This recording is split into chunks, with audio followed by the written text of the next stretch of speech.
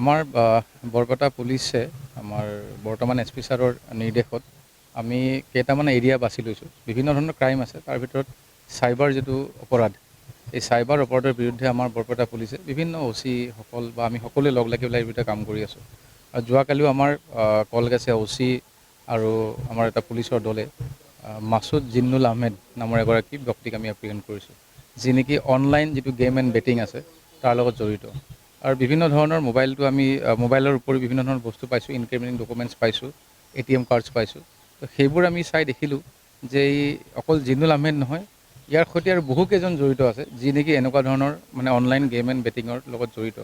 আৰু এওঁলোকে ৰাইজৰ বিভিন্ন সময়ত বিভিন্ন মানুহৰ পৰা একাউণ্টবিলাক লৈ আহি পেলাই এনেকুৱা ধৰণৰ বেয়া বেয়া কামত তেওঁলোকে ইউজ কৰে।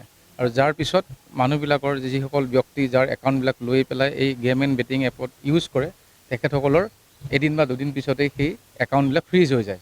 আপোনালোকে জানে চাগে যে এনেকুৱা ফ্ৰীজ হৈ গ'ল, গম নাপায় মানুহজনে যে মোৰ একাউণ্টটো কিয় ফ্ৰীজ হৈ গ'ল।